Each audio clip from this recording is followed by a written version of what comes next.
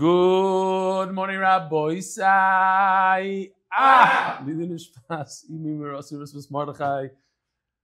Live from Chicago. It's you're on vacation and like you can't wait to get back and like sleep in your own bed. It's geschmack. And then especially the way I vacation, I don't know how to relax. I need a vacation from the vacation. You know what I mean? Like it's like Be'ezer Hashem. And then Wednesday, the plan is to fly back to Israel if everything turns out okay. We had flights that were canceled, and we finally got a flight, the United, to Athens. And in Athens, we're going to stay for 9 hours. And then we're only going to pay $800 a person to take that short leg. How far is it? 40 minutes? It's the most expensive flight in the world. A 40-minute, $800 40-minute flight. Why? Because they could charge it. Probably costs less money to get to Athens than from Athens to Israel. So, Be'ezer Hashem, yesterday, as I'll get there. You know what? Why not? Yesterday, I spoke about my visit to the Beit Chabad in Oxnard. And it was a Givaldic experience. I threw it out. I said, maybe it would be a Givaldic idea. It's a dream. It would be a great idea if every Bet Chabad in the world has a screen where people could learn the daf. Why not? Geschmack. So I thought it was a silly idea, but here comes the Rav himself, Rabbi Dov Mochnik, the son of the famous artist.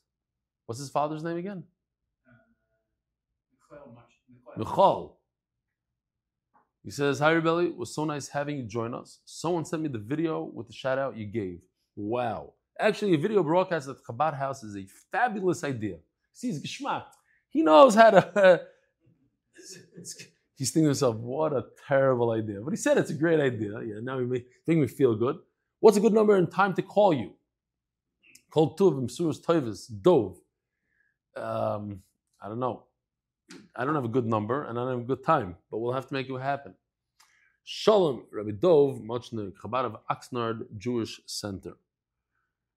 This is from Steve PC.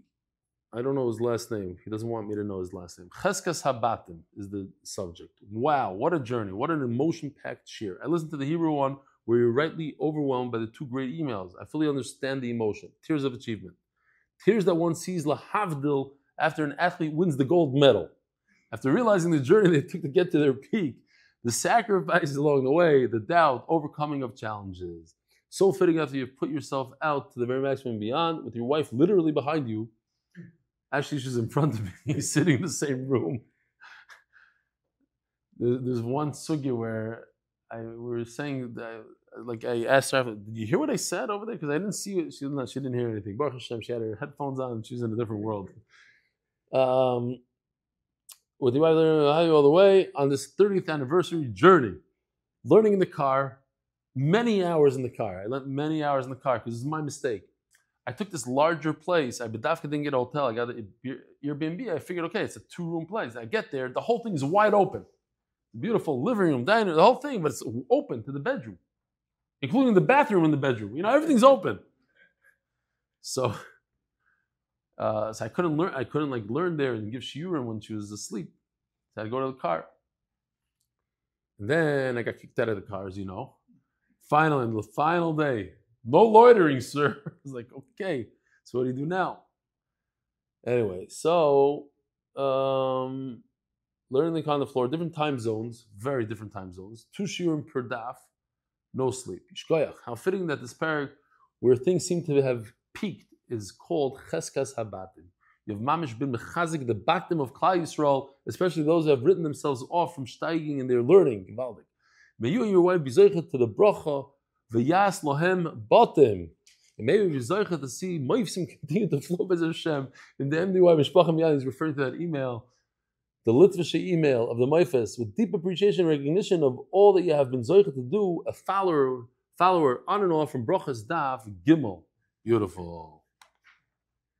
If you are with us since Brachas Daf Gimel, you are not eligible to go on the cruise. You missed the one daf. It's Brachas Daf Beis, and I'm standing steadfast No, chas v'shalom, chas v'shalom. We'll make some exceptions. The Koilel of the month is sponsored by Yom Rosenfeld for Atzlach and Business. The Masech is sponsored for Safe and Speedy Return of all the hostages. Parnas HaChodesh L'Nishmas Zechai B'Moshe L'Nishmas Chai Bas Yosef. Parnas HaChodesh Yedidya Pereira, thank you for your tefillos B'Chazdei Hashem. Yohaneson Osher Yehuda B'Micha was granted bail to his home in the UK. Parnas HaChodesh B'Yom Rosenfeld with gratitude to Rabbi Biederman, Rebelli, Gedalia Fenster for his podcast, and Michael Savdi.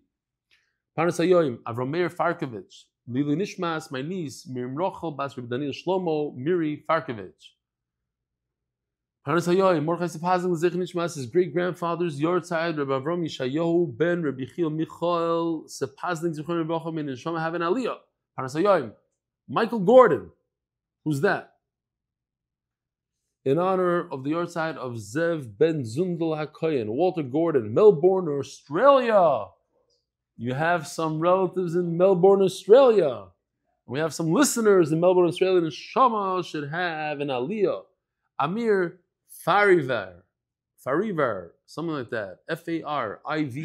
In honor of Shlomo Elazarian on his birthday. I got to spend the entire Shabbos, actually 2 Shabbosim in a row, with Shlomo.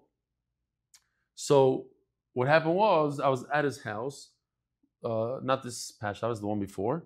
And of course, they cooked up a storm, gewaldige food and everything.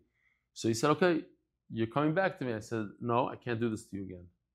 I said, you know what, we'll rent a place in Oxnard and just tell me where to get the food from. Kitzer, no, don't worry about it. Kitzer, he gets the food. He worked like a dog. He worked probably harder on getting the food and driving up, and he spent the Shabbos with us. He got enough food to feed a yeshiva, a large yeshiva. And my plan failed because I thought that I was going to save him some work. At the end, it was more work, more money, etc. Okay, you can't win with Shlomo Elazarian, but happy birthday, Shlomo. Art of the month is Chus for Rebelli and the whole MDY staff to continue to make Torah so enjoyable for so many. So I got to tell you, a lot of people have been writing in, what's the Shabbaton? When is it going to go online? So Yossi Klein is in charge. He wants to get sponsors first. So the sponsors are starting to come in. And basically, people that's sponsoring, if you know one guy, I'll give you an example. One guy, big fan of the shir, he called up or he put 4 vendors in touch with Yossi Klein. So Yossi Klein was able to get like $5,000 from each, whatever, very nice. Vendors, it's not even you, it's people that you do business with. So that's what he's looking for. He's looking for a few more vendors, and those who do that they get rooms. Those kind of rooms are going now. Not so many, don't worry about it. We still have some more room. But he wants to get more sponsors in there, more sponsorships. It's a once in a lifetime opportunity. Tov. Be'ezer Hashem, mamish, looking forward. You coming, Yosef? Anybody coming? I want a free one. You want a free one? Fundraiser. There's babysitting there, right? Oh, charity? Yeah. What about it? You got one? Did a raffle for whoever could raise X amount in the next 6 hours. They did one of those? And you won it? Yeah. You're going? I don't even know about this. Again, during the charity raise. They try to promote people to. Yeah.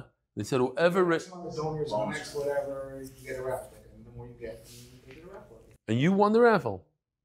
Wow. I didn't do your chasana, did I? No. Did you? I did yours. My cousin ran the charity. Who? Siegel. Oh, that's him. And he is from Chicago. Yeah, I'm Siegel from. Yeah, Stefanski won last year. Stefanski won the room in the Shabbaton. I did not do the raffle. And if I did, I would not make him win after all that shtick he does of me. He didn't come. He gave it to his daughter. Okay. But it's unbelievable. You're going to have a great time, Be'ezer Hashem. Rabbi Isai, we are holding Daf Samach Beis Amud Beis, like 10 lines from the bottom. 2, 4, 6, 8, 10. Also, shorter Dapim. Omar Rabba. So, just to warn you, for a few minutes, we're going to be talking about different language, like the nuances of the language. If you say this word before this word, you meant this in real estate, not that. I mean, it's just basic grammar, the way we speak. And if you're not into that kind of thing, there's always a new sugya coming up 3-4 minutes later. Omar Rabba. The person says, Palga de Isli Ba'ara. A guy's, let's say, a partner. How much does he own in this field? He owns 50%. He's a partner. So he says, the half that I own, I'm selling to you. So how much did he sell him? He sold him the entire thing. The half that I own, I'm selling you. But if he says, you hear? Palga de Isli, the half that I have, because he only has half. Why? Because there's two people that own this one piece of property. There's Reuven and Shimon that own this property. He's Reuven. He says, the half that I own, I'm selling to you. So he's giving him 100% of what he owns, which is what? 50% of the entire thing. But what if he says, Palga ba'ara de Isli, half of what I have. Half of what I have. I have right now 50%. And half of that is going to you. How much is half of 50%? A quarter. That's it. It's very, very simple, right? Simple. Palga ba'ara de Isli, Riva. Amalei Abaya. Who's Abaya compared to Rabba? His stepson, his uncle, his nephew, his Rebbe. Rabba was his Rebbe. Rabba brought up Abaya. I don't understand. He says, Maishna hachi. Like, obviously he's talking about the half that he has here. Either way, it doesn't matter how you say it. He means the same thing, says Abaya. Abaya, Maishna hachi, ishtik. Rabba didn't even answer him like we had yesterday. Rabba was quiet. Abaya, ano, sorry, medish kabuli kablo. Sometimes people fight over small things. I mentioned the story once in a while. It's good to mention again. There was two people that came to a court case. They were fighting over a fraction of a percent, right? It was like a real estate deal, right? Yosef, how much is real estate? It's still 4%? All the rules changed now. So. What are the rules now? The buyer has to pay their agent. The buyer has to pay their agent. The 2%? The seller pays their agent. 2%. 2.5%.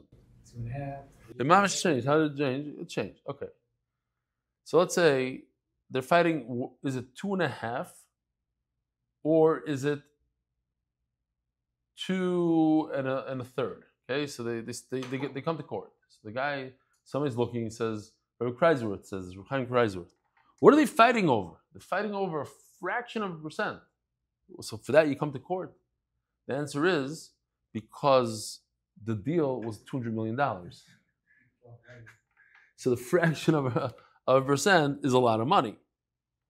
So he says if a person realizes what one word of Torah is, then he'll make a big deal out of it. We don't make a big deal out of it. Okay, so you missed a half hour. Big deal. No, because every word is hundreds of millions. So it says Gemara, so we're fighting over half. Is it half and a quarter? No, it makes a big difference. V'loi, it's not the same. And Rabbi never agreed to me, he says. I saw these stars that came out of Rabbi's Bezdin, and it says Mefurish that there is a big difference. Palgid de Isli Ba'ara, the half that I own here in my partnership with this other guy, then I meant Palga, it's really 50%. Palga Ba'ara de Isli, but half of what I own, half of a half is Riva as a quarter. So Rabbi did not have Charata. It stays. This is a little bit more interesting. So if a person says, I'm selling you this piece of real estate that borders on the south is Yosef ben Zev's house. And on the north is Palga, I'm dividing it. Palga over here doesn't mean half, it means I'm dividing. So how much did he leave for himself? He's leaving for himself something. Palga. He only gives away a half. If he doesn't say what I'm dividing, but he uses the word what I'm cutting off, psika, to cut, is different than to divide. So to cut means I'm giving you the bare minimum. I'm selling you nothing. What's the bare minimum? Shalom. When's Zaidi coming? Thursday morning. Oh yeah, I'm gonna be gone. Bezer Hashem. You'll see me all of a sudden come back from Athens. Plane's not coming. So last night I was like, "Oy vey, they're attacking this. Who knows? This thing's gonna explode." I hope it comes down. So What's Tisha Kabim? We spoke about this Tisha Kabim. It's interesting. It's like they say, I just realized now, Tisha Kabim is like, mikvah. If you don't want to go to the mikvah, so you pour in yourself 9 kav of water. It's also a way for a man to become tar, not a woman, but not a deraisa, but you go in the shower and you say, I'm doing this for a mikvah, 9 kav. It's like, some people say it's like 5 minutes sitting under the water, something like that. 4 minutes, I don't know. Al Kopanim over here is different. Tisha Kabim it's the same amount of water for the mikvah, but it's the amount of seeds that you could plant in a certain area. So we said yesterday it's 3,750 amos, square amma. An amma is 2 feet. So do the math. I don't know, 7,000 plus square feet or whatever. I don't know how to do the math. How much is 3,700 square ammas in feet?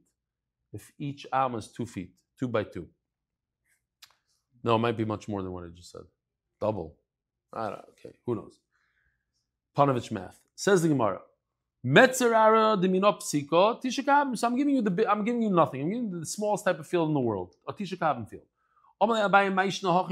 Same question he asks him. What's the difference? It should both mean the same thing. Dividing, I'm cutting, but the people mean the same thing. Ishtik, he didn't say anything.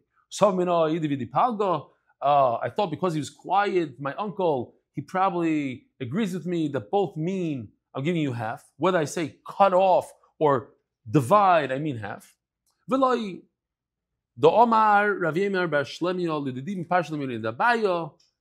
I heard this from Abaya.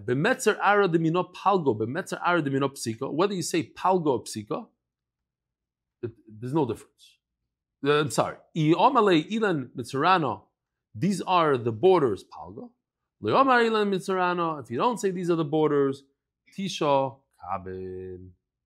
Okay, so the nafkamina is whether you say these are the borders or you don't say these are the borders.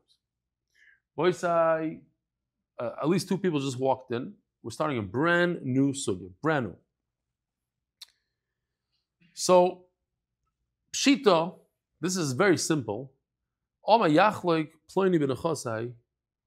think about this together. If somebody says these words in English, so and so should divide my property, have a part of my property. What does it mean? It means 50%. You should get 50%. The guy is dying, and he says yachlik. Yachlik is a lashon of chalukah, of division. Division usually 50-50. Palga. But here's the thing. Tnu chelek leploini b'nechasai mai. He says, give somebody a portion. He didn't say division, he said portion. How much is a portion? Rabbi said, how much is a portion? Huh? Part of it. A small part, maybe. But it could be half. It could be a small part. So what is that called? It's called a suffix. What do you do when you have a suffix?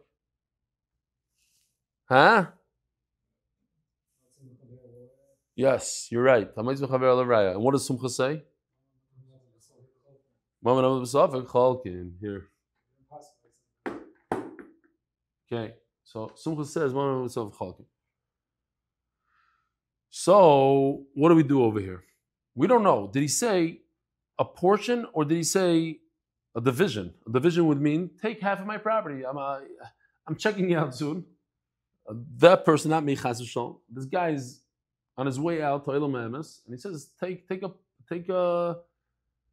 Let's do a division here on the property, 50% maybe. The Yarshim say no, he meant take $3, and he says no, he meant give me 100 million out of the 200 million. So it's a big shiloh. What do you do? Omar Bakisi, I have a way to figure it out. Toshma, the Sanya Omer tnu chelik leploini bebar. A bar is in those days, they didn't have faucets. In those days, 100 years ago, 80 years ago, they didn't have faucets. So what did they do? They had a bunch of water. They had water carriers. And if you don't want to get a water carrier every day, so you fill up a cistern, a thing of water. You have a thing if you're a wealthy guy, you have this big pool in your basement, and you fill it up with water, and you have water for the rest of the year. This guy says, I'm going to give you a portion of my water. No, what does that mean? What's the most it can mean, Rabbi Yisai? A portion of my water. 50. Very good. The most it could be is 50. Because it can't mean 100, a portion. I'm giving you a portion. 75%. No, it's a chalukah. It's like that's no, not 75. A portion means maximum, I'm dividing it in half. Maximum. The minimum could be a cup. I'll give you 1 cup. We're talking about the water in the bar, not the actual bar. We're talking about what it contains. So let's think about this it's so simple, but we have to get this nakuda because we have to know what the starting point is. The starting point is not 100%. The starting point is 50%. The most it could be is 50%. So we have a suffix on 50%. So what do you do according to Sumchos? Yachloiku 50%, which is 25. Let's say we're starting at 25%. The most that it could be is 25%. So we have a suffix on 25%. So we have to take 25% and chop it in half. And how much is that? And what if the whole suffix is an eighth? We have to chop that in half and it's a 16th. That's the sugya. That it's just line after line. It's very, very simple. But here, let's do one Baal Peh right over here.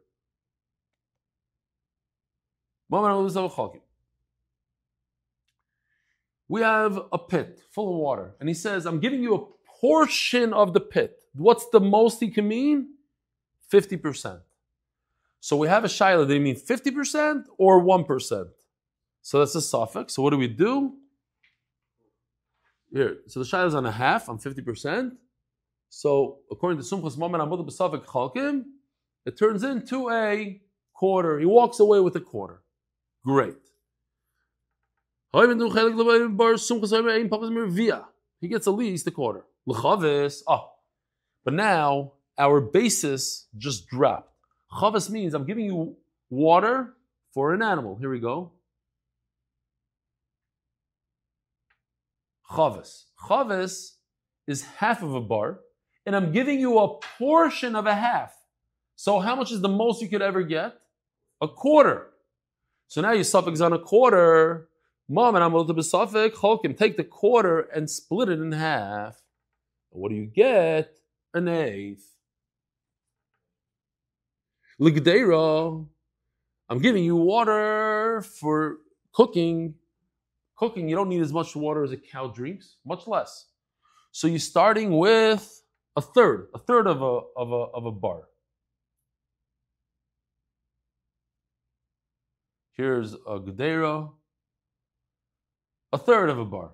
So the most I'm going to give you out of the third of the bar is half of that. I'm giving you a portion of my third of a bar. Yeah? It's not so complicated. Gdeira is a third, but I said I'm giving you a portion of the third. So the most I'm giving you is a sixth. So we have a shayla on the sixth. Moment with the suffix on the sixth, what do? We split that in half and you get an 18th, a 12th. And it just goes one more to a cup. Let's see inside. Ligdeira ein pachas mishnei masar 112. The tafiach a cup ein pachas mishisha asar. Here we go. 1/16 because it's an eighth, and the whole suffix is on the eighth. So we divide the eighth in half, and we get a 16th. Oh, so but what happened here? We said all this for what? To say, we asked the question. If a person says, give a portion of my belongings to so-and-so, how much is a portion? Well, I don't know. It could be 50% or it could be one plastic cup. So since I don't know, so you take the 50% and you divide that in half, and he gets a quarter. Tanar Rabbanan. Question, I have a shayla for you guys. I've tried this a few times. I wasn't very successful. I've done a few deals with people. I said, listen, I'll do the deal with you on condition that you give your meiser money from this deal, you give it to who? To MDY. It's only fair, right? You do the daf anyway, and I'm giving you this deal. I think it's a great deal. I want you're going to give meiser, give, you know what? Not the whole amount. Give half of your meiser to MDY. Say it? Yeah, of course. Everybody loses, they're all losing money because I haven't seen a dime from anybody. What if I'm a Levi, I'll sell you my field on condition that you give me all the meiser. 10% every year you give to me. Is that okay? Yes, no, anybody? Anybody want to take a stab at it? Why not? I'm making a deal. Oh, no, you tell me why not. It's Davar Shalei Balaylam. Doesn't exist yet. Maybe. That's one problem. Could I make a deal on Trumas and Maestras? Force the owner to give it to a certain Kayan, to a certain Levi? Anyway, let's see inside, just real quickly, because there's a lot of people that are new to this shir. They don't know what Trumas and Maestras are. We'll say real quickly. I'm not going to do the whole thing. Truma is if you have a pile of fruit, you have to give how much? On average, you give 2% to the Kayan. So you take 2%, you give it to the Kayan. That's called Truma. Then whatever's left over, you give 10% of whatever's left over to the Levi. That's called Meiser. And that's what we're talking about today. The rest is not important for today. The 10% you give to the Levi.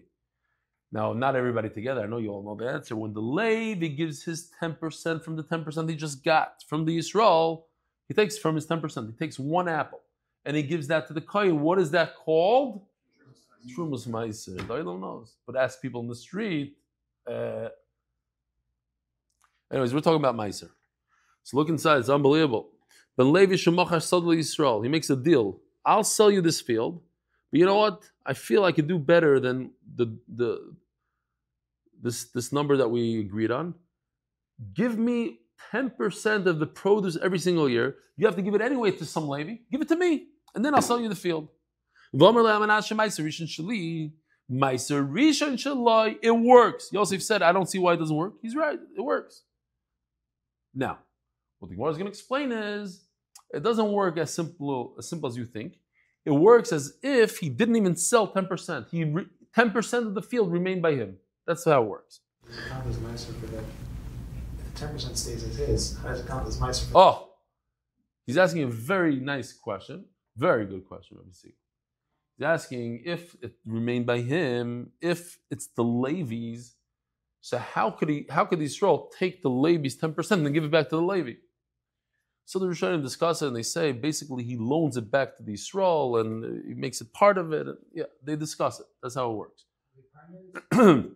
Somebody in the Hebrew shir asked, David Sherman asked, so then how can he go sell the whole field if it's not even his? 10% is the Levi's. But Kitzer, there's something going on here. Like, okay, it's his, not his. It's will be his. I'll give it back to him afterwards. I don't know. Some deal going on. What'd you say? What'd you ask? You don't even remember. So how am I supposed to remember? It's like the special deals when people can't rent out their condos, so they give like 1% ownership, and then they say the guy's the owner, but he's not really the owner. Seller financing? He's still in the deal a little bit, somewhat. He's really the owner, 1%. I thought that only happens in Eretz Yisrael these days. Vim Omar li ulibonai. If the Levi makes a deal, I want 10%, and after the Levi goes bye-bye to Olam HaEmes, it continues to the generations. Mace, if he dies, he didn't lebanav. A deal is a deal. He says the words, as long as it's in your hands. So let's think about it as Balpeh. We're making a deal. You and I are making a deal.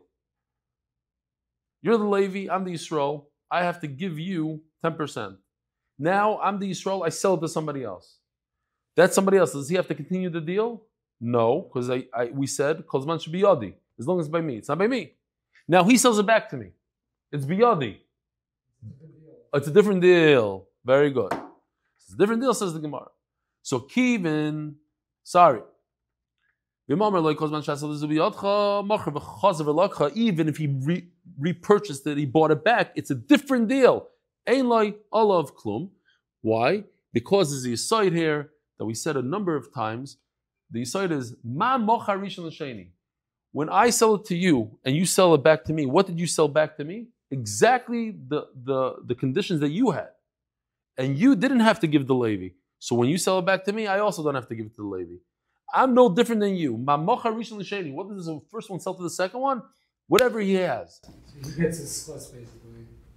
What do you mean? It's the schus that he has. Why is it schus? No, I'm not understanding. because he's not meshubit to this guy. He's buying his position, basically. Everything that happened before, he's buying his position. Exactly. He's buying his position. Whatever happened before is not important. Says the Gemara. But he still has to give Meiser to the next slave. Of course he has to give Meiser, but from his own deal, from his own, yeah. He wants. To whoever he wants. Exactly. To whoever he wants. That's the Nikuda. Until now, he was forced to give it to the original Levi seller. Now he can give it to anybody he wants. Because he said, biyodcha. Amai. Now the Gemara just asks, how does this whole deal work? How could I dictate to you where to give the Meiser? Yeah, the silly story that I like to say about there was a guy that told his kids, I'm buying a brand new Tesla in a month. So his kids were all excited and they started fighting. Who's going to sit in the front seat? I get the front seat. You get the front seat. So the father said, both of you, get out of the car. The car that doesn't exist. They're fighting over something that doesn't exist. I'm throwing you out of the car that doesn't exist. That's I cannot sell something that doesn't exist. So how can I make a deal with you on fruit that's going to grow next year and you're going to give me 10% of the fruit that didn't grow yet? So Gemara says what we said before. He said a silly thing. He said, the Meiser Rishon is mine. But you cannot say that. So what did he mean? Now we have to explain what he said. People don't stop talk, shtusim. We're going to explain. He's a lamdan. What he meant to say is, he never sold that part of the field. There's like this 10% somewhere in there that he never gave away, and maybe it's his 10%. But once we say this idea that when a person says silly things, we're going to try to explain him and make him look like a Talmud Chacham. Omer Shlakish, Zoyse Meres, and let's remember these two words, because on Amud Beis we're going to have them. And we're not going to remember what it is, but it's right here. Says Rish Lakish, based on this concept that I could take your silly words and make it into gold and explain, what he meant to say is he didn't sell 100%, they're only selling 90%. And therefore the 10% of Meiser is mine. Then I can use this concept in many other ways. The what? Yechiel, what are you so tired today? What's going on here? Boring sugyas. That's it. I know the feeling. Where are you coming? You just travel somewhere? No? It's just you know, it's those glasses, the Zaidi glasses. You gotta get rid of them. That's what it is. So listen to this. This guy is silly. Why? We learned. Check this out. Check this Mishnah out. This is Daf Samach Aleph. You see? 3 daf ago. 2 daf ago. V'lo yisagag. When I sell you a house, I'm not selling you the rooftop. When I sell you a house, I don't sell you the roof. The roof is mine. Mamish, like in Eretz Yisrael. I sold you the house. So it doesn't include the garden. It doesn't include the elevator. It doesn't include the roof. It doesn't include the bathroom. It includes the dining room, not the kitchen. You want the kitchen, you have to pay a little extra. Okay, so when a guy says over here, I'm selling you a house on condition that the roof is mine. It says, Mefurish in the Mishnah, the roof is yours. Why do you have to add it? Oh, so a person doesn't talk stupidity. So what he meant to say, he meant to add something different. The what? The famous Zizin thing. First of all, I want to see this video. I didn't see it yet. I heard it's pretty interesting. The address of this apartment block appears in several reports to local authorities of strange activities on the roof. Local residents started complaining about noise, about weird objects being hoisted up to the roof, and very long waits for the elevator. Leaks and cracks are starting to form all over. 不是一个草的问题了，不是我圆圆，他就听说还有大石头、大的房子，那整个垮下来就不知道伤亡有多大了。 What was it? A local drone operator flies a camera over the rooftop to talking get about a better drones? look at Oh, what that could was be another causing shit. the problems.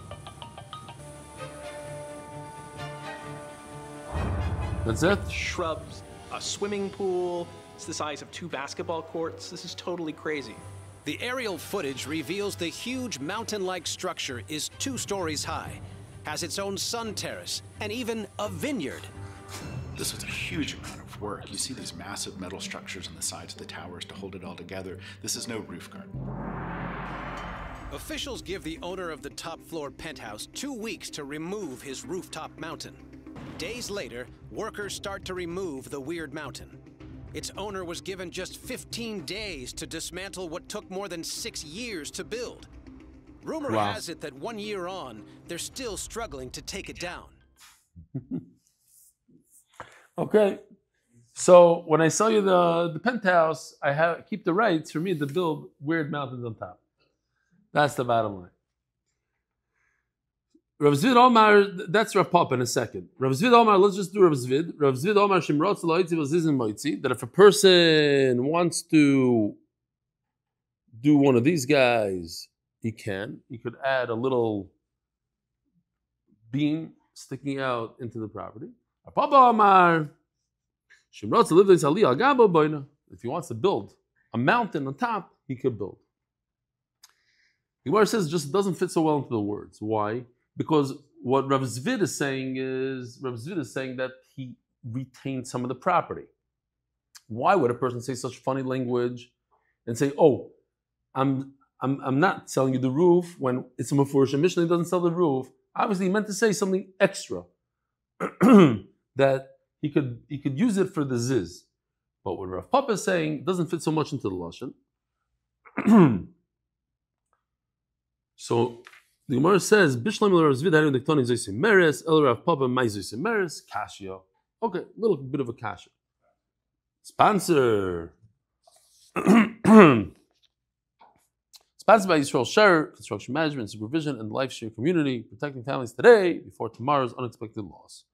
Innovations LLC, in honor of my uncle Rabbi Chanan Pressman, official and Zchus Rakiv Simcha ben Fego, and Rivka Yehuda's Bas Yafachayo, Yevaldik.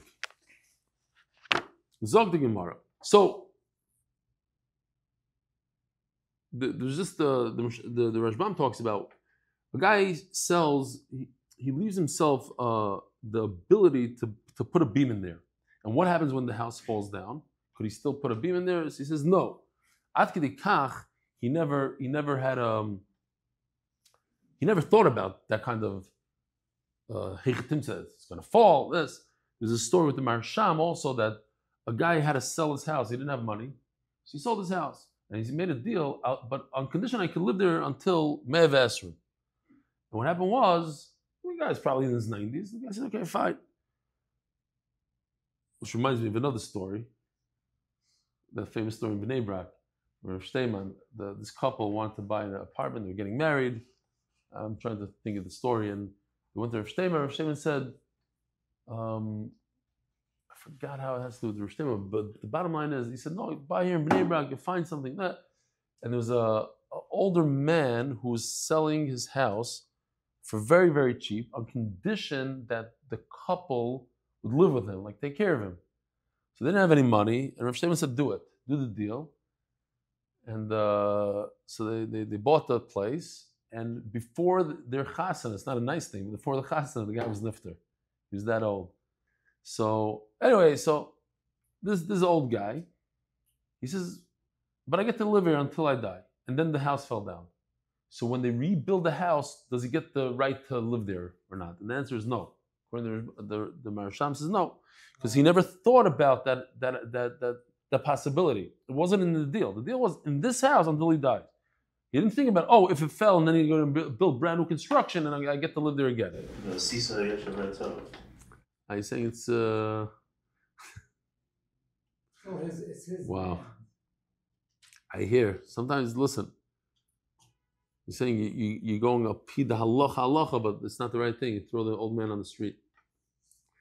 I hear Zog the Gemara. Where is this?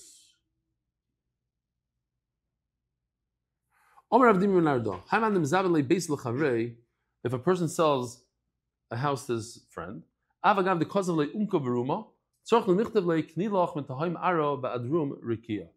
said this before also, but maybe some of you were here during the Hebrew share. Before Trump became president, I read his book. before, way before Stam, because I was in real estate. I wanted to see what he had to say. I don't remember a whole lot, but I remember this big schmooze about ear rights. How the whole book is about his ear rights. That's all I remember. I don't know. Maybe I'm in my mind. Like, because he had this building, but he wanted to add, Trump Towers, add another 20 floors, but he didn't have the square footage, the allowance. So he went and he did deals with other people in the block. They weren't going to build anyway, but they had the rights to build more floors, and he bought their rights and took their rights and put it over here. That's how he was able to do a lot of deals. Like, he's taking ear rights from here, relocate ear rights. Anyway, what? What was those ear rights? What are they? The right to build a bunch of floors up in the sky. Let's say the city says for every building on this block, you're allowed to build 10 stories. But if this guy only built 5, I'm going to buy his 5 that he's allowed, but he's not going to build. And I give him $2 million. I buy his rights. Now, on my building, I can build 15 stories. That's what he did. He built all these towers based on these rights. But anyway, so we're talking about ear rights over here. A question about ear rights. Can you fly a drone over your friend's property at 32 feet, 10 feet above his backyard, 1,000 feet above his backyard? Where are the ear rights? Could I tell the airlines I don't allow them, I don't permit them to fly over my house? It's my house all the way to space, and I don't allow it. I'm going to put a laser here, and if I see the plane crossing, I'm going to sue American Airlines. Can I do that? That sounds silly. Rabbi Yasher talks about it. He says, no, you can't stop a guy from flying a plane over your thing. It's not ear rights. But here's the lashon. This is also language. We're going back to language a little bit. He used the language of the depth and the height. That's not enough. Why not? I got to show you this. First of all, this Tahimaro, the famous one that Yoshi just did, but it's kedai to use once in a while. This is going into the depths of the ground. There's a fire in the middle of the earth. And the white socks, and eventually, what? Mamish racist. Okay, so that's Taimara. But now, he did something today special for us. This is Gary Ben Moshe, built into the space, all the way, with bricks, everything. It's so high up that he has to wear a spacesuit. You know Gary? Here he is. It's almost like Gary. He did it with Dafka, not Mamish Gary. So in order to build that high up, did I skip anything? Maybe. Let's do it again. When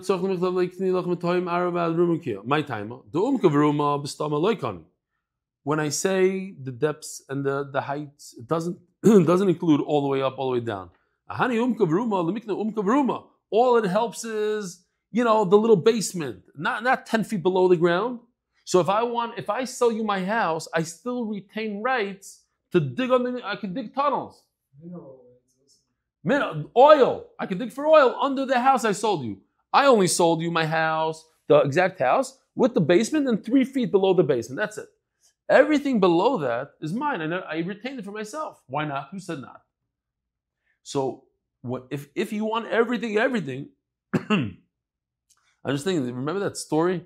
Now we're so used to these tunnels from the Yimach Shemoiniks, but there was once a story where they actually came to attack Israel out of a tunnel, but as soon as they came out of the tunnel, they got shot down, remember? Because they thought, what? Right. They thought there was wheat there, but they plowed the field because of Shemitah or something. They showed there's a real... Oh, I showed the video. They were afraid it was going to get wet or something. I don't remember. Something with Shemitah. They knocked down some chumrah. They used the chumrah for Pesach. To get wet for the matzah shmura matzah. That's what it was. Komil was, but where? All the way there by Gaza. Okay. Anyway, so when a person writes, when a person writes Tahaim, how do you say Tahaim in English? The depths of the depth. The what? Depths, I think it's better than that, but okay. Vadrum Raki until space. Lemikne bar vedus mechilos. That's in order to acquire a bar and dus. You know what a bar and dus is, right? Bar and dus is basically the same thing. Just a dus has a lining of stone in it, all the way in it. You can even see, look closely, it's in the bar. See? In the wall. And that's deeper in the ground, so because you use such a lashon of very, very deep, tahaim, then you get the bar v'dos also. Let him say ele, perhaps it's a raya, because it says in the Mishnah, v'loisa bar v'loisa dos, afa pishukasiloi umkavruma. It says that you do not get a bar, you do not get a dos, even though you wrote mefurish the words, the depth. Again, don't forget, there's a difference between depth and tahaim. How do you say tahaim? Can't be depth. Umka means depth. Tahaim means Tahaim is like 1,000 feet down. The Tahaim, like where Gehenna is. Huh? Underneath? The abyss. No, that's too strong. What does the article say? I don't know. Okay. Aimek means depth. Tahaim means way lower than that, way deeper. So a person that acquires a house does not acquire the pit of water, even though he wrote specifically in the documents, Aimek, the depth. If you tell me that without anything, you get the depth, so when he writes Aimek, he should get even deeper than deep. He should get the bar, which is very low. Says Gemara, because he didn't write anything. Says Gemara, what do you mean he didn't write? It says Mefurish in the Mishnah. It says Mefurish in the Mishnah he did write. What are you telling me he didn't write? No, he did not write anything in the document. But it's Kamisha Kasav Dami. It's as if he wrote something Lemikna Umkavruma to at least acquire what's below the house a little bit and a little bit above. However, Lemikna Barvados, but to go deeper down into the ground, the Mechila is to get the tunnels. I was in the Bet Chabad. We were sitting there. There's a picture on the wall of Rabbi Melchnik by his bar mitzvah, getting a aliyah together with the Rebbe. He got shlishi, the Rebbe got revi, something like that. And one of the Hasidim there says, "And you see that wall? That's where the tunnels were in the news." It's like, okay, because no, they're saying that guy. This guy in the picture, he was killed at Kiddush Hashem in Bombay. What was Holtzberg? What was his name? Something like that. And this guy is this. And one guy goes, and that wall is where the tunnels are. Everything in the picture had a pshat. So Mechila is tunnels. So it says, you want the really, the stuff that's really deep down in the ground, like the bar and the dus, then you have to use then it works. Have a wonderful day. Yishkoyach for coming. We'll see you tomorrow at 8 o'clock with a brand new screen. Hopefully